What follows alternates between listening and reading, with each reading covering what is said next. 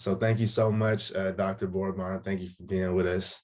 Dr. Borbon is actually a UCSF class of 2018 graduate, and he was a co-president of International Society of Pharmacoeconomics Outcomes Research, and also the president of CSHP during his time at pharmacy school. And after that, he was a commercial insights and strategy postdoctoral fellow at Janssen. So I just want to give you a chance to introduce yourself, maybe a little bit about your upbringing and background, and possibly some like core values that you hold. And it could be pharmacy, it could be non-pharmacy. Thank you for joining us again. Well, no, thank you for having me. Pleasure to be here. Pleasure to have this conversation. As you mentioned, my name is Jeremy Borbon. I'm currently a senior marketing manager at Amgen. As you highlighted, UCSF alum. I think you also missed maybe I was a San Diego State, so go Aztecs alum. In terms of my upbringing, so growing up, I did move around a lot. I was born in New York, moved to Las Vegas when I was in high school. Finally went to San Diego State for undergrad, and then UCSF for pharmacy school. Then moved to the East Coast for my fellowship at Janssen. Moved back to LA or the West Coast for my job now at Amgen. And then most recently, as of June of last year, moved to Las Vegas to be close to family. So that transitions to what my core values are. The first is family, right? So I despite, as I moved around a lot, my one thing that I appreciated was being able to see different things, different cultures, different people. But at the end of my journey, I knew that what I wanted was to move back to close to family. And so I had the opportunity to do that with this job. I'm currently working remote for Amgen. So if you have any questions about that, happy to answer any of those questions. The second, I would say, core value that I have is really personal growth. And I want to differentiate that between personal growth and achievement. I think achievement is really trying to, set goals and achieve those goals, right? Whereas personal growth for me, I just love growing. I just love learning and being able to kind of take those skill sets and apply those skill sets and then teach others, right? Probably why I love doing kind of interviews like these, whether it's on camera or just one-offs with people that I meet, because I want to be able to share what I've learned. And then the third core value that I'll highlight is really just building a community. As I moved around a lot in those different cities, I know what it's like being the new kid and having to make those relationships. And so anything that I do, I try to get people together, especially those with common interests, and try to achieve something with those like-minded individuals. Well, marketing. So why marketing? And how were you able to use your pharmacy experiences to break into a specific marketing role? Yeah, great question. So when people say why marketing and how do you incorporate your PharmD background, the first response I have is, marketing really is everything, and it's in everywhere throughout our lives. And so what is really marketing? For me, the simple definition is understanding your customer's need and being able to deliver on that need, right? And so when people think about marketing, they think about sales, and sales is kind to convince someone. But marketing is really taking the information out there that you know about a customer and providing a solution for them, right? Meeting those two together. And so for me, I've always had kind of like a business mindset. When you're in pharmacy school, you learn about MOAs, you learn about, why a particular doctor or why you might recommend a treatment over another. And often it's the efficacy, the safety, right? It's an algorithm and the guidelines. But oftentimes when you go in the real world, there could be certain beliefs that a provider might have on why they choose a medication. And where do those beliefs stem from, right? And those beliefs typically stem from the marketing messages or the story that a brand has about itself. So a perfect example is I worked on the cardiovascular space when I was at Janssen, supporting Xarelto, common anticoagulant that everyone's aware of. If you really look at Xarelto versus Eliquis, you can kind of argue that the safety or the efficacy is better for one drug or another. But, and it's hard because depending on how you cut the data, you could say, again, one or the other. But at the end of the day, the belief by most providers is that Eliquis was safer, right? Again, whether that's substantiated or not, it's up for debate. Right. But that belief was there, right? Similar to like when you think about an iPhone versus a Samsung. I think the last 10 years, Yeah. if you match up the features together, right? I think a Samsung phone would probably beat it out. But why do we have an iPhone? It's because for us, the value of the simplicity, everyone having it, right? Like those are the key insights that Apple was able to understand, that they want something simple. They want something that everyone has and be part of, that community. And so with marketing, I think that's just so fascinating. I love learning about it. And then the second question is, so marketing is one kind of function within the broader commercial space. And once you kind of have an understanding of marketing and what it takes to be a successful product, you can go into other things such as like business development, where you're looking for that next product that's going to be integrated from R&D into your pipeline, and then eventually get that into market, right? And unless you understand what it takes to market a drug, it's hard to really evaluate if a drug is going to be successful in the future. Genius. Yeah. So I want to ask, what do you do on like the daily basis? Like, what does your day-to-day look like, and what do you like most about your job? Yeah, so I would say the day-to-day changes a lot for me. I guess I'll give a little bit of background of in terms of like my core responsibilities. So I'm the omni-channel lead for a drug called Blincyto, which is a drug used for acute lymphoblastic leukemia, which is a rare disease. Only 5,000 patients a year get diagnosed with that disease. And on my team, as the omni-channel lead, I'm responsible for making sure that our brand story, is communicated effectively and synergistically across multiple different channels. And so what do I mean by multiple channels? I mean through digital, through our field, and then through like speaker programs or other peer-to-peer programs. So in the past, the approach would always be called multi-channel. So these channels existed before, but they aren't really talking with one another, right? So what I mean by that is, let's say on the digital front, we were saying that our drug's efficacy was the best. But when a rep talks to a provider, they might really talk about how to administer the drug. And then from a peer-to-peer standpoint, from a speaker program standpoint, they might talk about their own experience, but they're not talking together, and they don't know what one of them are saying across those different channels. So the goal is to provide that information. What are people saying? Taking that information and informing those different groups so that they could have one story, or to kind of provide kind of this holistic engagement plan with the stakeholders that are listening to our content through those different channels. What is some, like, if you have any, what is some career advice for future pharmacists and current students who are looking to go into marketing? Yeah, so I would say, similar to yourself, right? Reach out to those who are in the marketing field, and ask a lot of questions. Try to peel back a layer in terms of like the day-to-day. The other thing too is, again, what I said up front is, what is marketing? Marketing is understanding your customer, right?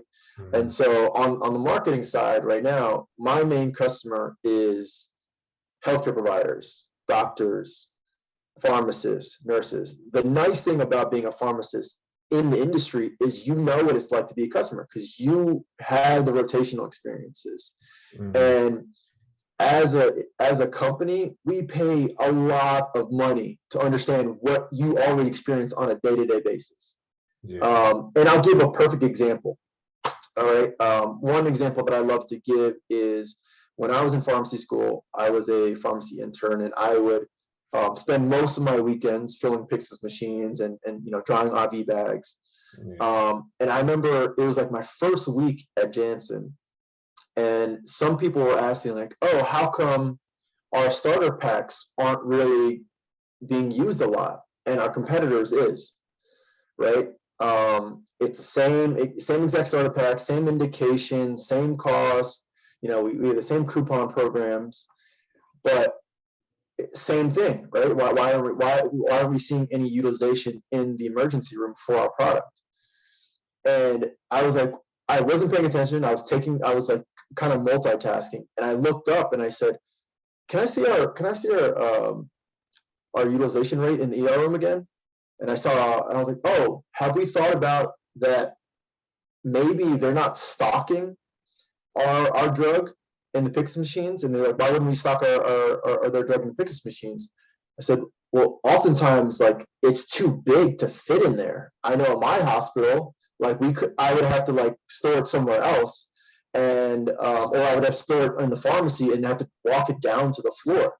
Yeah. And everyone was like, oh my God, is that true? And so they called up one of the sales reps and they spoke with the technicians there. Like, oh yeah, it's true. We can't fit in there.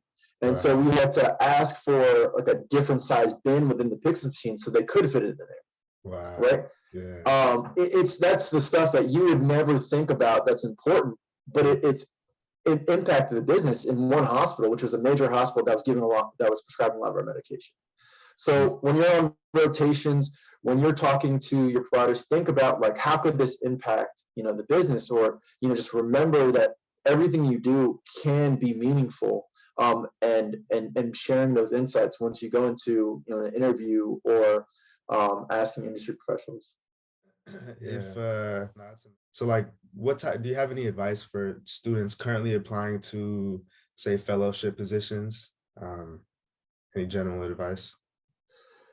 Yeah, so I know when I was applying to fellowships, I was looking through brochure after brochure, and all of the positions sound so enticing. Yeah. You see it's in this glossy photo, you get these beautiful people on the brochures, and you're like, I want to be one of them. But ultimately, when it comes down to, finding the right role, you do need to understand what the specific roles and responsibilities are for that company and for that particular position, because there's a million different medical affairs, like a million different type of marketing roles, right?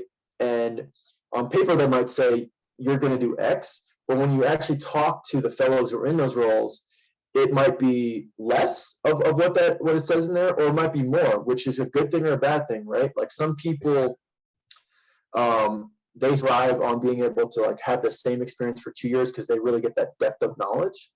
Others might want to rotate and see because they have no idea what it's like to be in industry and the different roles in industry and the nuances between those roles. So they want to see the different types of opportunities out there, right? Similarly, I remember when I was interviewing, I had 9 interviews, right, during the mid-year process, which is kind of average. And the first 4, I completely bombed, absolutely bombed. I didn't, because usually there's multiple rounds with the interviews. I didn't make it through the first round, and I would go back to a table where all my friends sat, and they're like, "Oh yeah, I have my second round later today," and I was the only one who didn't get a second round interview. And I was like, "What's wrong with me?" And part of it was because the people I was interviewing with, there wasn't a fit. Like we did not just see eye to eye in terms of like how we approach things, what we felt were core values. My experience, maybe they felt like my experiences wasn't up to par with some of the other people. And then through my interviews 5 through 9, I got second rounds, I got on-sites for a lot of those, right? And it's because we just happened to click, and what they saw was maybe I didn't have as much industry experience as others, but I had the potential to grow. And and then our interests were similar outside of work, right? So a lot of that, is kind of, it's very cliche, but it's so true. They have this saying where it's like, can this person pass the airplane test? And what they mean by that is usually, pre-COVID, obviously, when you go for interviews, or not interviews, when you go to work for conferences, you would have to be with your boss for an extended amount of period. And could you have a conversation with this person for 6 hours on a plane where you're going from New York to California, right? Could you stay with them for the dinners after an all-day conference and talk about work and leisurely things, right? So a lot of us fit. So I would say don't try to be someone you're not, and try to find that fit, but obviously also shine in terms of like who you are and make sure that that's clear. Long-winded answer, but that's kind of all my experience that I've seen. Yeah, no, thank you for that. I hear that time and time again too, even from professionals, is like, show your professionalism, shine, talk about your strong suits and have everything set, but also bring your personality to the interview, right? And try to connect with the people, and they're gonna remember how you made them feel, like at the end of the day. So I think that's great advice. I want to take it back to like pharmacy school. Yeah. So like, what do you have any advice for like current pharmacy students? I know I'm asking for advice for all levels, but say like, P1s coming into pharmacy school new, any advice that or anything you would do differently coming into pharmacy school? Yeah, I would say for P1 through P4, two quick things. I would say one, keep an open mind, right? Like I came in thinking clinical pharmacy, and then, I would attend programs for other organizations that were outside of CSHP, for Mm. example, right? And then when I remember after getting my fellowship as a P4, all of my classmates are like, "What's a fellowship? How come I didn't hear about this?" Mm. And I had to tell them politely. I was like, "Look, we had the same opportunities here, right? I just happened to explore those options earlier and kind of learn what those were." And some of them ended up like kind of regretting not keeping that open mind. But on the flip side, I'll also add that do you, right? Like that's kind of my mentality. I do think that there's this allure when it comes to industry because it's unknown when you're in pharmacy school, Yeah. and there's this flexibility. Hmm. Marketing sounds sexy, but I know a lot of people who would hate my job, absolutely hate it, right? And they're the type of people who they need that direct patient care. They need to see a patient improve, and they belong in a hospital because that's who they are. But they were trying to get sucked in. It's like, oh, maybe I should have applied, and it's like, no, like this is for you, and this was for me, Hmm. and but not to say like you couldn't do it in the future. So should also keep in mind. So like, those are the two things that I would say is, I think everyone in pharmacy school, because it's such a small group, um, they are kind of it's a naturally competitive environment, and you're trying to see like what's out there, and seeing if the grass is greener. But ultimately, you have to stay true to who you are, and kind of follow that. Right. Yeah. Man, thank you so much. I think we basically answered all of my questions, even just through casual, candid conversation. So thank you so much, Dr. Borbon, for joining me today. Touched on a lot of great topics. Spoke about core values. Spoke about how to what marketing is, even outside of what we know the definition to be. Great advice for P1s to P4s, fellows, and current professionals. So I wanted to extend a thank you again, and appreciate you coming out and speaking to me. This is going to be very valuable for pharmacy students. Of course, no problem. And if you ever want to reach out to me and ask any questions, set some time for those who are watching, feel free to find me on LinkedIn. Happy to have a one-off conversation anytime. Perfect. Thank you.